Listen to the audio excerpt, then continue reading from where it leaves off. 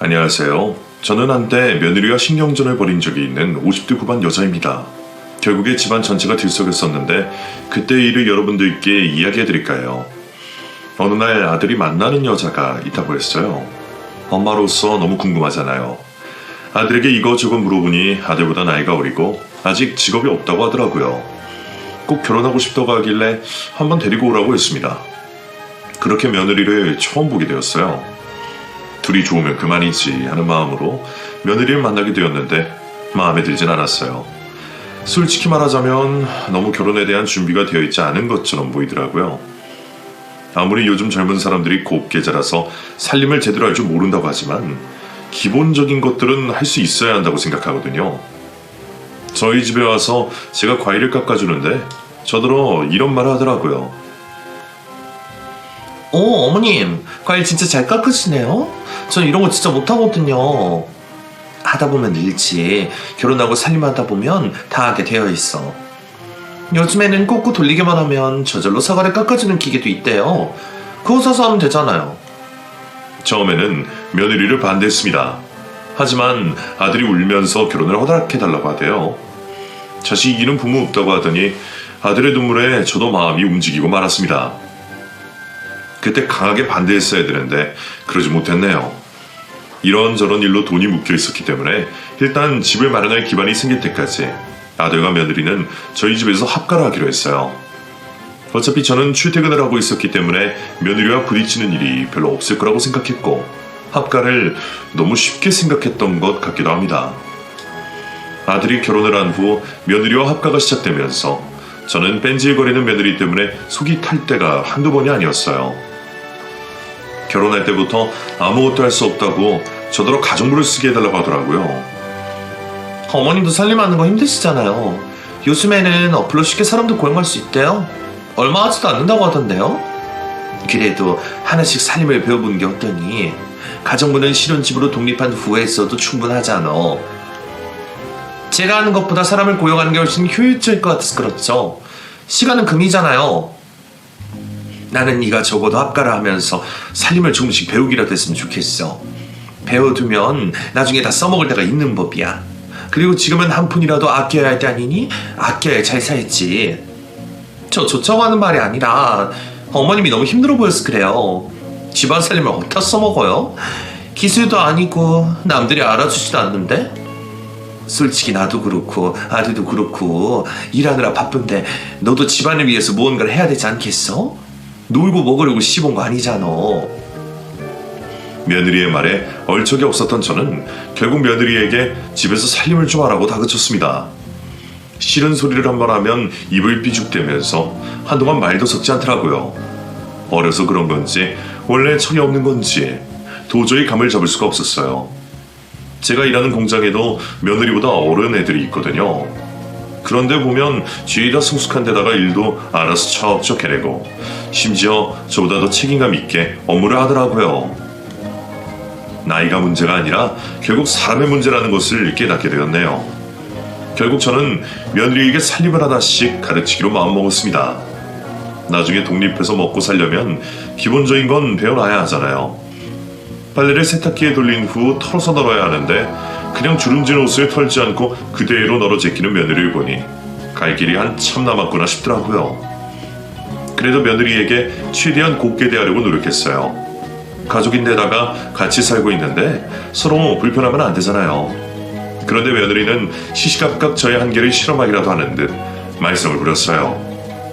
무거운 몸을 이끌고 집에 도착해서 소파에 딱 앉는데 발 밑에 뭐가 걸리더라고요. 뭔가 싶어서 소파 밑을 봤더니 글쎄 맥주캔이랑 과자 부스러기가 뒹굴고 있는 거예요. 예전에도 그런 적이 있었는데 며느리가 민망할까 싶어서 제가 치우곤 했거든요. 대체 낮에 뭘 했길래 쓰레기가 소파 밑에 있나 싶어 그날은 며느리에게 물어봤어요.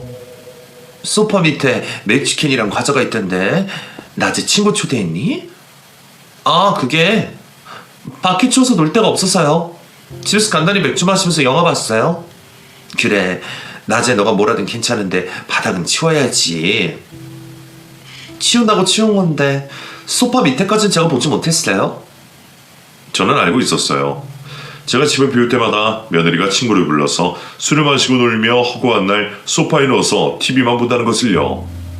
제가 퇴근하고 집에 돌아오면 소파에서도 누워있다가 주섬주섬 일어나며 오셨어요 하는 모습이 어쩔 때 너무 답답하더라고요. 저는 그래도 고부 사이에 적당한 거리가 있는 게 좋다고 생각하는데 며느리는 어느새 제가 편해졌는지 자꾸 선을 넘었어요.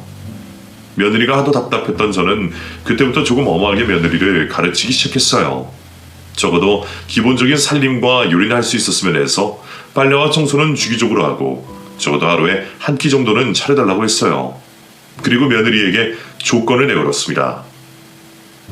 어느 정도 살림 실력이 늘면 너희가 독립할 수 있도록 집값을 어느 정도 지원해 주마. 그러니까 나도 이번에 제대로 좀 했으면 좋겠어. 너희가 독립만 하면 내가 아무런 간섭을 하지 않으마. 어차피 아들이 독립할 때 지원을 해주려고 돈을 모으고 있던 상황이었기 때문에 며느리의 마음이 움직일 수 있도록 잘 구슬렸습니다. 그랬더니 며느리는 독립이 하고 싶었는지 살림을 하기 시작하더라고요. 하지만 말 그대로 시켜서 하는 것이었기 때문에 청소도 대충, 요리도 대충 하며 집안을 더욱 엉망으로 만들어 놓았습니다. 아침에 계란 후라이를 하겠다며 기름을 반 통이나 쓰고 젖은 새우를 끓는 기름에 그냥 넣는 바람에 부엌 전체가 기름으로 흥건해진 적도 있었어요. 바닥이 미끌미끌한 걸 닦지도 않더라고요. 그래서 저도 본의 아니게 며느리에게 잔소리를 많이 했던 것 같아요. 이건 이래서 안 되고 저건 저렇게 하면 안 되고 구구절절 설명해주면 며느리는 어느새 제가 해준 말을 까먹고 또 실수를 저지르더라고요. 어느 날은 아침에 냉동빵을 제대로 녹이지 않은 채로 저한테 주는 거예요. 요리를 하고 했더니 매번 완제품을 사다 놓길래 참다 못하 저는 결국 며느리에게 한 소리를 하고 말았네요. 아무리 그래도 그렇지 냉동빵을 녹이지도 않고 주면 어쩌니? 아침에는 따뜻한 죽이나 국을 끓여줘야 술술 넘어가지. 이제부터는 사다 놓지 말고 직접 만들어라. 그 정도는 할 수 있잖아. 오빠는 빵도 잘 먹는데? 그럼 365일 내내 빵만 먹일 거야? 아들은 빵만 먹는다고 쳐도 나는 따뜻한 국과 반찬 곁들여 밥을 먹어야 하니 앞으로는 그렇게 알고 있도록 해. 귀찮고 짜증나도 어쩔 수 없어. 아들도 본인 임무를 하는 것처럼 너도 너의 임무를 해야지. 집에서 놀고 먹으면서 편하게 살 생각이라면 애초부터 포기하는 게 좋을 거야. 네가 이 집에 들어온 이상은 기본적인 의무는 해야 한다는 거 잊지 마. 저도 처음에는 며느리와 잘 지내보려고 노력했어요. 하지만 시간이 지날수록 엄격하게 대할 수밖에 없더라고요. 열심히 하는 신용이라도 했다면 제가 이렇게까지 혼내진 않았을 거예요. 항상 표정이 뚱해서는 억지로 살림을 하고 있는 게 너무 눈에 보이더라고요. 그리고 어쩔 땐 며느리가 방에 들어가 친구와 통화를 하는데 제 뒷담화를 하는지 저와 마주치면 다급하게 전화를 끊었어요. 몇 번 저를 욕하다가 걸린 이유로 저와 며느리의 사이는 점점 멀어졌습니다. 그 후로 관계를 다시 좁히는 게 정말 어려웠어요. 저는 적어도 며느리가 기본이라도 했으면 좋겠다 싶었어요. 합가를 하고 난 후 오히려 제가 해야 하는 집안일이 더 많아진 것 같다는 생각이 들었거든요. 그렇게 서로 신경전을 벌이며 위태로운 생활을 이어가고 있었어요. 그러던 중 며느리가 철이 들었는지 어느 날부턴가 살림도 열심히 잘하고 음식도 잘해주는 거예요. 갑자기 달라진 모습에 살짝 어색하긴 했지만 저로서는 너무 고맙고 기특했어요. 갑자기 하지 않던 요리까지 해주더라고요. 요즘 인터넷을 보고 요리를 많이 배우고 있다고 했어요. 이렇게 노력을 해주는데 괜히 엄하게 됐나 싶어 미안해지더라고요. 그때부터는 저도 며느리에게 따뜻하게 대하면서 서로 품고 있었던 서운한 감정들을 서서히 내려놓을 수 있었습니다. 그런데 어느 날부턴가 이상한 일이 일어나기 시작했어요. 며느리가 차려준 음식을 먹는데 뭔가 딱딱한 게 씹히는 거예요. 뭔지 싶어서 뱉어봤는데 모양이 마치 손톱 깎아놓은 것 같은 거예요. 처음에는 실수로 들어갔나 보다 싶어서 모른 척 제가 치웠습니다. 그런데 생각을 하면 할수록 이상하잖아요. 머리카락이 들어가는 건 그럴 수 있는데 손톱 깎은 게 들어간다? 아무리 생각해도 자연스럽지가 않은 거예요. 요리를 하면서 손톱을 정리했나 하는 생각으로 일단은 넘어갔습니다. 그래도 열심히 살림을 해보려고 하는 애한테 잔소리를 할 수는 없잖아요. 그 후로 제 음식에서 또 손톱을 발견했을 땐 저도 의식을 하게 되더라고요. 혹시나 며느리가 저에게 앙심을 품고 이런 소심한 복수를 하는 건가 싶어서 일단 증거를 모으기로 했습니다. 한 번은 그럴 수 있다 쳐도 두 번째부터는 분명 의도가 있다고 느꼈거든요. 며느리가 저녁을 차릴 때면 저는 늘 밖에서 일을 하고 있었기 때문에 요리 과정을 자세히 볼 수조차 없었어요. 퇴근하고 집에 들어오면 며느리가 밥상에 딱 차려놓고 저를 기다리고 있었거든요. 신경이 쓰이다 보니 며느리가 해준 음식을 유심히 보게 되더라고요. 제가 깨작깨작 먹으니까 며느리는 저를 보며 맛이 없으세요? 하고 물어봤어요. 저는 그럴 때마다 아니야 그냥 간식을 좀 먹었더니 맛이 없네 하며 넘겼습니다. 새어보니 3일에 한 번 꼭 제 음식에다가 자기 손톱을 깎아놓는 것 같더라고요. 주기적으로 이런 게 실수라고 보기에는 좀 어렵지 않나요? 그래서 참다 결국 며느리에게 물어보았습니다. 너 요리할 때 싱크대에서 손톱 깎니? 네? 왜요? 내 음식에 손톱이 있어서 말이야. 그럴 리가 없는데 왜 그러지? 손톱이 왜 음식에 들어가는지 몰라? 아, 손톱이 부러져서 들어갔나 봐요. 제가 손톱이 워낙 약하거든요. 아무리 손톱이 약해도 그렇지 사람이 먹는 음식인데. 조심할게요.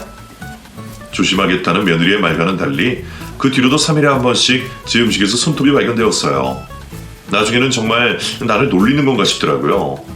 그래서 며느리를 다그치면 오히려 저에게 이런 말을 하더라고요. 그거 어머니 손톱 아니에요? 저는 지금 바짝 깎았잖아요. 들어갈 손톱이 없다고요. 어머님이야말로 손 많이 쓰는 일 하시니까 손톱이 깨지기 쉽잖아요. 내가 스스로 내 음식에 손톱을 넣었다는 말이니? 어머님도 모르는 사이에 손톱이 깨져서 들어갈 수도 있잖아요? 그럴 리가 없어. 내가 내 손톱 하나 구분 못할까봐. 저도 그럴 리가 없잖아요. 제가 어머니 골탕 먹이려고 손톱을 넣는다는 말씀이시잖아요. 저는 어머님이 그런 생각을 하신다는 것 자체가 서운해요. 저는 열심히 요리를 한 것뿐인데 제가 아직도 마음에 안 드시는 거예요? 내가 언제 마음에 안 든대? 조심 좀 해달라는 거지. 저 아니라고요. 어머님도 가끔씩 식탁에서 손톱 깎으시잖아요. 왜 그게 음식에 들어갈 수도 있다는 생각을 못 하세요? 지금 저한테 꼬투리 잡으려고 일부러 그러시는 것처럼 보여요. 난 진짜 아니야. 아무리 식탁에서 손톱을 깎더라도 내가 다 치워. 그리고 내가 네 꼬투리 왜 잡니? 잡아서 뭐 어쩌려고. 평소에 저 마음에 안 들어 하셨잖아요. 저는 이렇게 노력하는데 칭찬 한번 해주신 적 없잖아요. 전 그게 너무 서운하다고요. 왜 얘기가 거기로 빠져? 나는 그저 손톱만 좀 조심해달라고 하는 건데 어머님이 억울한 만큼 저도 억울하니까 그렇죠. 급기야 며느리를 울먹이더니 방으로 들어가 버렸습니다. 너무 답답하더라고요. 오히려 며느리는 저에게 누명을 뒤집어 씌우더라고요. 저는 항상 손을 쓰는 일을 했기 때문에 손톱을 바짝 깎거든요.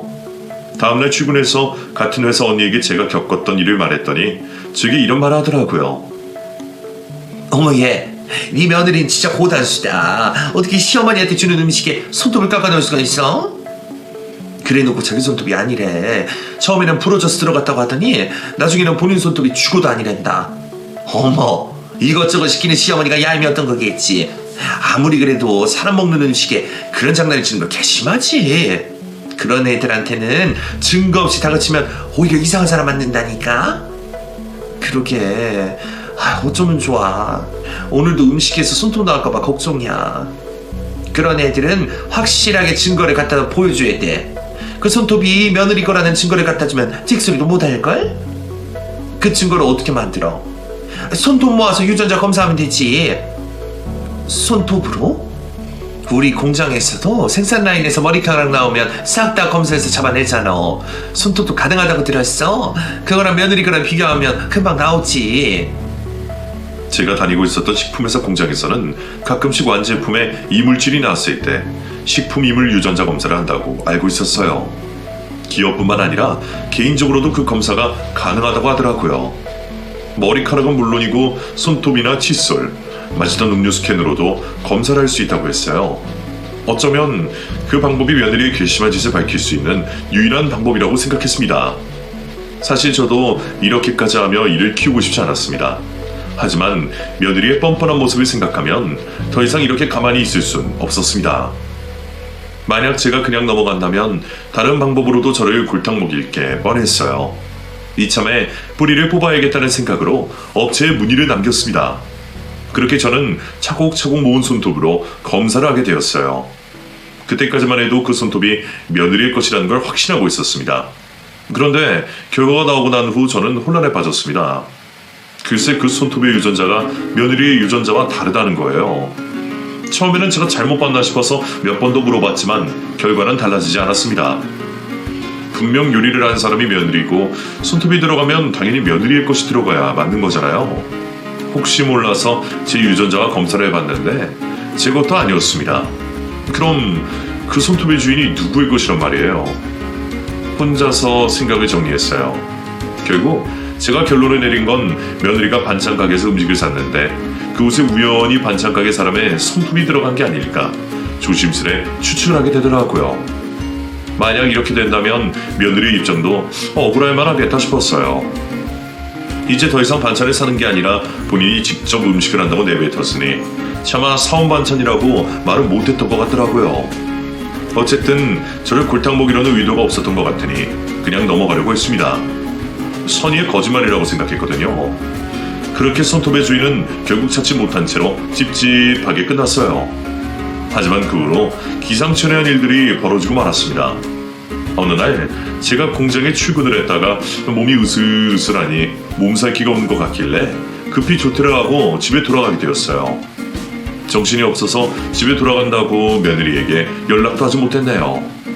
그렇게 갑작스럽게 현관문을 열고 집에 들어갔는데 부엌에서 요리를 하는 소리가 들리더라고요. 그래서 인사를 하려고 다가갔는데 글쎄 며느리가 아니라 다른 여자가 요리를 하고 있는 거예요. 너무 놀라서 뒤로 자빠질 뻔했습니다.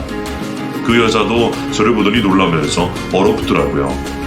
눈이 마주쳤는데 낯이 익은 것 같기도 하고 느낌이 이상하더라고요. 20대 정도로 보였던 여자는 저를 보며 난감한 표정을 지었습니다. 저는 마음을 다잡고 물어봤습니다. 누구세요? 누군데 남의 집에서 요리를 하고 있어요? 죄송합니다. 저는 그 기억나실지 모르겠는데 선주 언니의 올케입니다. 남동생의 아내요. 며느리의 올케가 왜 여기 있지? 그게 언니가 좀 바빠서 제가 대신 요리를 하고 있었어요. 오늘만 대신해주고 있었어요. 아무리 그래도 그렇지 혼자 집에 올케를 내버려두고 며느리는 어디 갔어요? 그건 저도 잘 모르겠어요. 그냥 외출만 좀 하고 온다고 해서. 죄송합니다. 얼른 치우고 가겠습니다.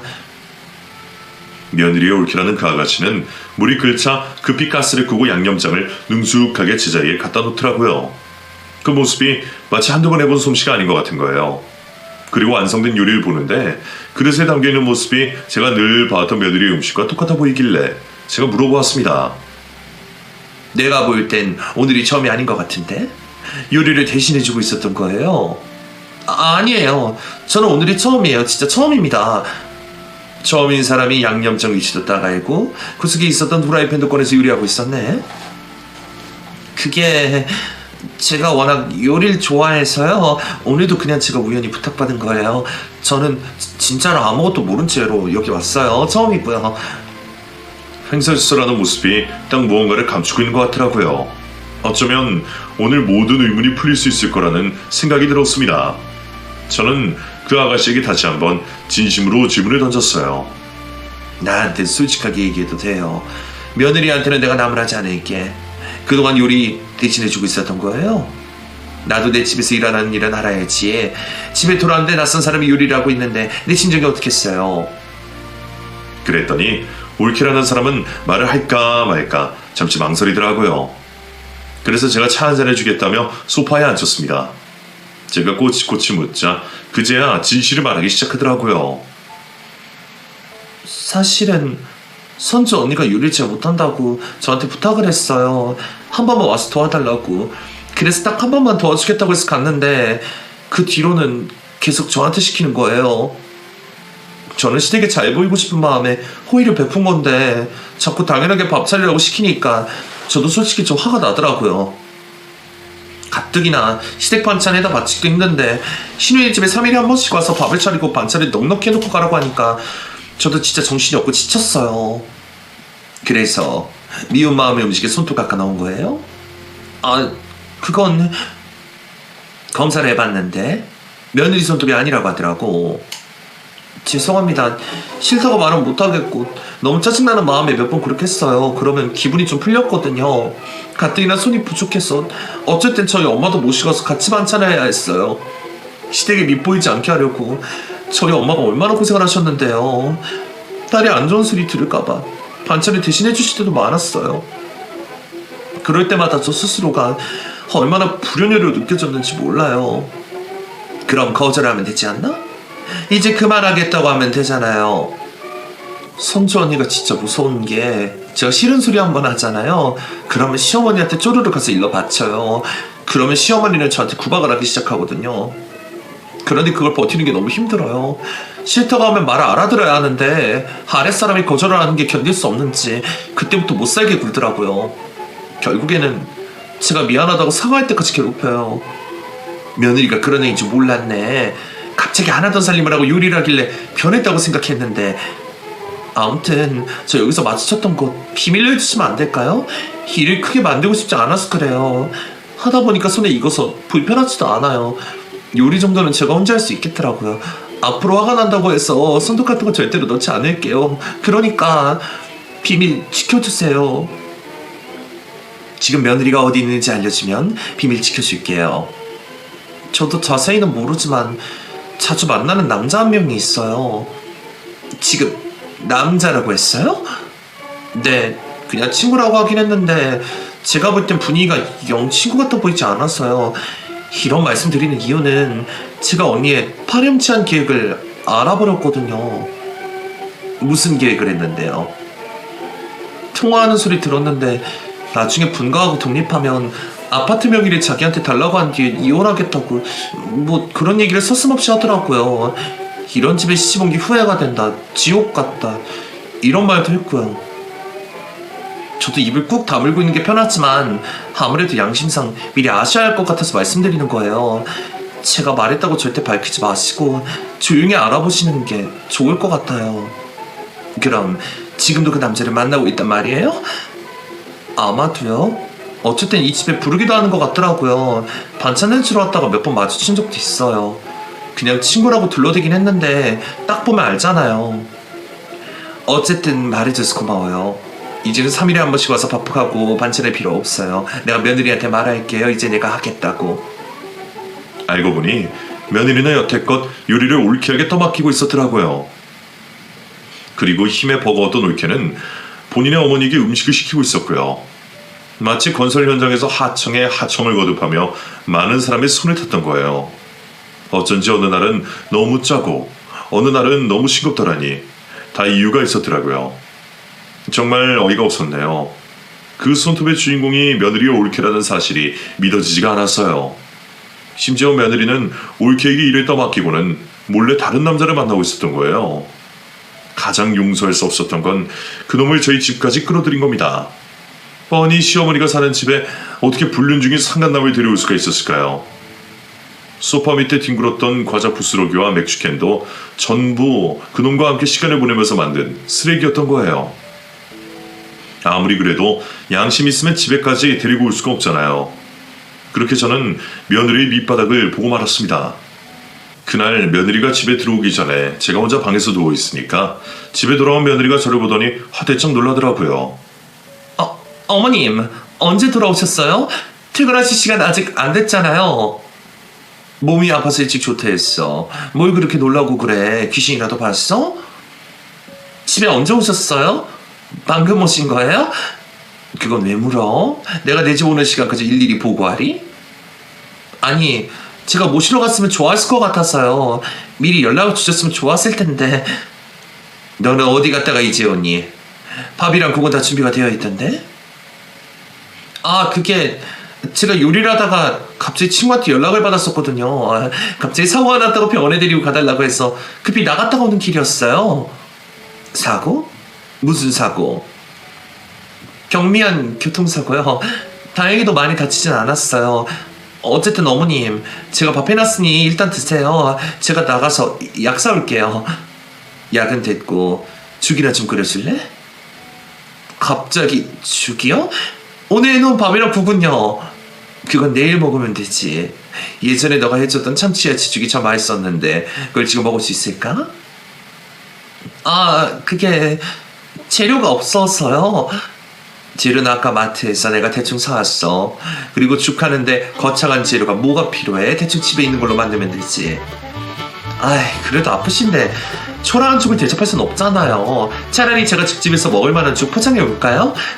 뭘 포장까지 하고 그러니. 그냥 대충 때우면 그만인데 죽 그거 금방 하잖아. 내가 옆에서 도울 테니 죽 좀 빨리 만들어라. 네, 그럴게요. 죽 하나 만드는 게 뭐가 그리 어렵다고 끝까지 거절하더라고요. 그래도 제가 밀어붙이자 며느리는 마지못해 알겠다며 요리를 하기 시작했습니다. 야채를 썰은 모양새도 그렇고 요리 과정도 형편이 없더라고요. 예전에는 정말 정갈하게 잘 차려놓았거든요. 며느리는 버벅대며 대충 만들었고 결국에는 아주 초라한 결과물을 내놓았습니다. 그 모습을 보니 정말로 여태껏 며느리가 요리를 한 게 아니었구나 깨닫게 되더라고요. 차라리 정직하기라도 했으면 이렇게까지 화가 나지 않았을 거예요. 죽은 한 숟가락 먹자마자 내려놓을 정도로 맛이 이상했습니다. 짜고 새콤했어요. 며느리는 제 눈치를 살살 보더니 묻더라고요. 왜요? 입에 안 맞으세요? 대체 죽에 뭘 넣었길래 이런 맛이 나는 거야? 제가 너무 급하다 보니까 실수를 했나 봐요. 제가 원래 누가 옆에서 보면 더 못하거든요. 죽은 제가 내일 다시 끓여드릴게요. 일단 있는 밥이라도 드시고 편히 쉬세요. 앞으로 음식은 내가 아마. 네? 갑자기요? 요리하느라 제대로 저녁 시간도 못 보냈을 거 아니니. 여태껏 고생했으니 이제 요리는 그만해도 돼. 어머님, 진짜요? 반찬도 내가 해놓을 테니까 넌 앞으로 부엌에 들어오는 일 없도록 해라. 역시 우리 어머님 마음이 참 따뜻하시다니까. 그래도 저 요리 많이 늘지 않았어요? 이 정도면 분가해서 잘할 수 있을 것 같아요. 매일 아침 오빠한테 5천 반상 차려줄 수도 있어요. 그래, 꼭 그렇게 해라. 그럼요 어머님. 그럼 푹 쉬세요. 저 필요하시면 언제든지 부르시고요. 마치 저 한시라도 더 붙어있기 싫었다는 듯 며느리는 서둘러 방으로 들어갔습니다. 안 그래도 몸이 안 좋은데 머리까지 지끈거리더라고요. 이 사태를 어떻게 해결해야 할지 밤새 고민하면서 몸을 뒤척였어요. 무작정 역정을 낸다면 아마 며느리는 뺀질거리며 이리저리 빠져나갈 게 분명했어요. 일단 며느리가 불륜을 하고 있다는 걸 제 눈으로 확인해야 했습니다. 같이 있을 때마다 며느리의 핸드폰을 힐끔 봤는데 자꾸 숨기기만 하더라고요. 심지어 화장실에 갈 때도 핸드폰을 들고 갔어요. 도저히 저 스스로 며느리의 불륜 증거를 찾아낼 수 없겠다고 생각한 저는 결국 특단의 조치를 내렸습니다. 아들과 단 둘이 만나기로 한 후 이야기를 꺼냈어요. 아들, 퇴근하고 엄마가 단둘이 보자고 해서 놀랬지. 무슨 일 있어? 단둘이 보자고 한 건 처음이잖아. 좀 놀라긴 했지. 다름이 아니고 내가 이런 말 해도 되나 싶긴 한데 물론 사실이 아닐 수도 있어. 무슨 말인데 이렇게 뜸을 들여? 며느리한테 남자가 있는 것 같아서. 남자? 나도 이게 의심으로 끝났으면 좋겠어. 하지만 나도 들은 게 있어서 그래. 혹시 모르니까 자세히 좀 알아보면 좋을 것 같아서 얘기하는 거야. 나도 물론 며느리 믿지. 하지만 인생 살다 보면 믿었던 사람에게 배신도 당하는 법이고 예상치 못한 일이 갑자기 일어날 때가 많잖아. 사실 엄마, 나도 어느 정도는 눈치채고 있었어. 정말? 같이 붙어 사는 사람인데 당연히 눈치를 채지. 뭐 친구 중에 동창이라는 애가 있는데 걔랑 유독 친한 것 같더라고. 안 그래도 신경 쓰이던 참인데 요새 핸드폰도 잠궈놓고 수상한 행동을 하길래 나도 의심을 하고 있던 참이었어. 괜찮니? 내가 해결하고 엄마한테 말하려고 했는데 부끄러운 모습 보여주게 됐네. 결혼해서 잘 사는 모습만 보여주고 싶었는데. 결혼해서 잘 살면 물론 좋지만 불행하면 끊어낼 줄 알아야지. 엄마는 아들의 행복이 우선이니까 너를 응원할 거야. 그러니까 하고 싶은 대로 해. 도움 필요한 일이 있으면 언제든지 말하고. 우리 아들 여태껏 힘들어서 어떻게 참았어. 엄마한테 말을 하지 그랬어. 어떻게 말을 해. 내가 엄마 겨우 설득해서 한 결혼인데. 네 잘못도 아닌데 왜. 그래도 미안해. 아들은 저에게 미안하다는 말을 하며 울더라고요. 그동안 한이 맺혔는지 제 앞에서 한참 동안 눈물을 보였습니다. 저로 그런 아들의 모습을 보니 너무 속이 상해 눈물이 나더라고요. 제 아들까지 속상하게 한 며느리를 더욱 용서할 수 없었어요. 결국 아들은 그 이후로 차곡차곡 증거를 모았고 셋이 집안에 모였을 때 며느리에게 이혼을 선언했습니다. 그랬더니 며느리가 눈에 동그랗게 뜨면서 천진난만한 표정을 짓더라고요. 오빠, 그게 무슨 소리야? 이혼이라니. 내가 가만히 있으니까 만만해 보였어? 너 불륜 저지르고 있는 거 내가 모를 줄 알았지? 불륜이래. 무슨 말도 안 되는 소리를 하고 있어. 그냥 일수 끝내자. 더 이상 너랑 말도 섞고 싶지 않으니까. 아니, 증거가 있어야 내가 인정을 하든 말든 하지. 설마 증거도 없이 나랑 이혼도 하자고 하는 거야? 나는 억울해. 불륜을 저지른 적도 없는데 내가 왜 이혼을 해야 되는 건데? 아들은 한숨을 푹 내쉬며 그동안 모아놨던 증거를 며느리 얼굴에 들이밀었고 그제야 며느리는 움찔하더라고요. 오빠, 오해야. 이건 사실 친구끼리 할 수 있는 대화잖아. 너무 친하니까. 남자인 친구한테 사랑한다는 말도 한다고? 미쳤어? 워낙 오랜 친구였어 그래. 그래, 너는 계속 그렇게 살아. 나는 도저히 이해가 안 되니까 이혼하자고. 오빠, 그래도 나한테 기회는 한번 줬어야지. 갑자기 통보를 하면 나도 어쩌라고. 너는 나를 가지고 농락했어. 내가 마음속으로 얼마나 많은 기회를 주는지 알아? 기회를 스스로 날려버린 건 너야. 오죽하면 우리 엄마가 네 불륜 사실을 나보다 먼저 눈치채고 있었겠냐. 얼마나 마음 놓고 남자를 만나고 다녔으면 너 빼고 남들이 다 알고 있었겠냐고. 미안해, 내가 고칠게. 나 정말 오빠가 사랑해. 이제 와서 사랑한다는 말 한마디 하면 모든 게 다 해결될 줄 알아? 당장 짐부터 싸. 지금부터 너랑 한 공간에 있는 것조차 불편하니까 짐 싸서 당장 나가. 진짜 이혼하겠다고? 오빠, 나 없이 잘 살 수 있어? 나 없으면 안 된다고 했잖아. 나만 있으면 다른 거 하나도 필요 없다며. 잘 살 수 있으니까 걱정 마. 오히려 네가 없어야 더 잘 살 수 있을 것 같아서 그래. 네가 내 곁에 있으면 너무 불행하다고. 내가 지금 일이 있어서 나가봐야 되거든. 다시 돌아왔을 때 너의 흔적이 싹 다 사라져 있었으면 좋겠다. 아들이 겉옷을 챙겨 입고 나간 후 잠시 정막이 흘렀습니다. 며느리는 고개를 푹 숙이고 흐느끼는가 싶더니 저에게 달려와 매달리기 시작했어요. 어머님이 오빠 마음 잡아주시면 안 될까요? 저 진짜 억울해서 그래요. 왜 나한테 그러니? 아들이 결정을 내렸으면 그대로 따라야지. 저 여태껏 노력하는 며느리였잖아요. 갑자기 이렇게 냉정하게 구시는 게 어딨어요. 냉정한 건 내가 아니라 너지. 어쩜 그렇게 뻔뻔하게 카메라를 쓰고 우리를 속일 수가 있어. 속인 거 없어요. 정말이에요. 증거가 뻔히 있는데 아니라고 우기면 그만이야? 사람이 잘못을 했으면 사과도 할 줄 알아야지. 어머님은 적어도 제 편을 들었을 줄 알았어요. 제가 어머님한테 얼마나 잘하려고 노력했는데요. 살림도 제가 다 하고 음식도 해다 바쳤잖아요. 결국에는 아들만만 믿고 저를 버리시겠다는 거예요? 같은 여자로서 저를 이해하려고 노력을 해주실 수 있잖아요. 같은 여자니까 더더욱 이해가 안 가는 거야. 서툴더라도 정직하게만 했으면 내가 네 편을 들어줬겠지. 너는 하나부터 열까지 전부 거짓말이었잖아. 내가 모를 줄 알았니? 무슨 말씀이세요? 저는 항상 어머님한테 정직했어요. 가슴에 손을 얹고 생각해봐.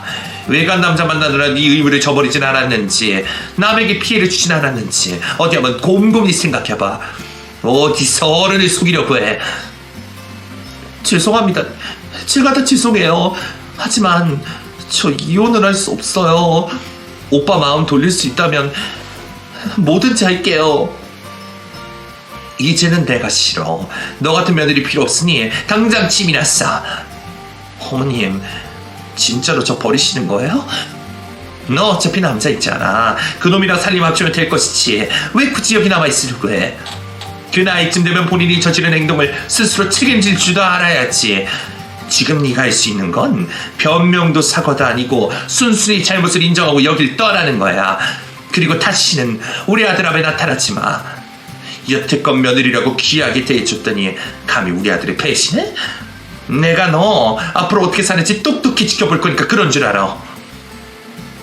한 번만 기회를 주세요. 제가 진짜 더 잘할게요.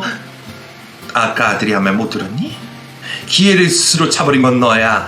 나도 너한테 충분히 기회를 줬다고 생각하는데 이해가 안 되실 테지만 저도 어머님이랑 같이 살면서 힘들 때도 많았고 외로울 때도 많았어요. 3교대로 일하는 오빠는 집에 오면 잠자느라 바쁘고 어머님 항상 저한테 안 좋은 소리만 하시잖아요.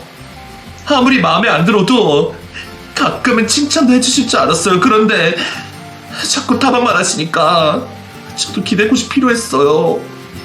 물론 제가 그 사람을 만난 건 잘못이라는 걸 잘 알아요. 하지만 정말 이성적인 감정은 없었어요. 그냥 친구로서 고민을 털어놓고 위로받고 그게 끝이었어요. 그러니까 네 말은 네가 불륜을 저지른 게 우리 탓이라는 거니? 그런 말이 아니라 한 번만 제 상황을 이해해달라는 뜻이에요. 며느리 입장에서 합가가 얼마나 힘든 일인지 어머님 아시잖아요. 누가 합가하랬어? 돈 없다고 집 구할 때까지 혼자 살겠다며. 나는 뭐 합가하고 싶어서 한 줄 아니. 나도 혼자 사는 게 편해. 내가 정말 결심한 건 불륜 상대를 내 집에 들이는 거야. 얼마나 내가 우습게 보였으면 그런 짓까지 저질렀을까. 우습게 본 적 없어요. 정말이에요. 여기서 또 험한 꼴 당하기 전에 나가. 그게 서로한테 좋을 것 같으니까. 그리고 다시는 찾아오지 마. 그렇게 며느리는 슬금슬금 제 눈치를 보더니 짐을 싸서 밖으로 나갔습니다. 그리고 아들은 상간남 소송과 이혼 소송을 준비하게 되었네요. 저도 이런 식으로 아들의 결혼 생활이 마무리가 될 줄은 몰랐어요. 세상에 자식이 이혼하길 바라는 부모가 어디 있겠어요. 저도 제 아들이 며느리와 행복하게 살길 바랬어요. 하지만 불륜까지 저지른 며느리를 받아줄 자신이 없었습니다. 결국 제 아들은 소송을 통해 이혼을 하게 되었습니다. 그리고 다시 혼자가 되었습니다. 소송을 진행할 땐 그렇게 힘들어하더니 오히려 끝나니까 후련해하는 것 같더라고요. 어차피 떠날 사람이었다고 생각하면 그래도 일찌감치 헤어지는 게 맞다고 생각해요. 불행한 인연을 오랫동안 붙잡고 있는 것보다는 낫잖아요. 그 후로 몇 년이 흐르면서 아들은 일을 다니면서 공부를 하더니 결국에 이직을 하며 새로운 인생을 살더라고요. 그리고 지금은 새로운 인연을 만났고 서로를 알아가고 있다고 했어요. 그래도 예전처럼 성급하게 사람을 만나는 것 같진 않아서 다행이에요. 이혼을 통해 아들도 많은 것들을 깨달았나 봅니다. 지금 생각해보면 저도 참 다양한 일을 겪었네요. 제 인생에서 유전자 검사를 하게 될 일이 생길 줄은 몰랐어요. 저도 당시에는 너무 집요했던 게 아닌가 싶기도 하네요. 하지만 그때 답답한 마음을 풀 길이 없었어요. 이제는 더 이상 제 속을 태우는 사람이 없으니 저도 다시 마음의 안정을 되찾았습니다. 지금같이 평화로운 마음이 계속 이어졌으면 좋겠네요. 여러분들의 마음에도 평화가 깃들길 바랍니다.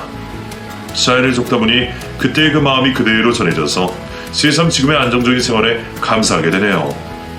지금까지 사연 읽어주셔서 감사드립니다. 그리고 함께 저의 마음을 공감해주신 여러분들께 감사의 인사를 전하고 싶습니다. 저는 이만 물러나겠습니다. 모두 건강하세요.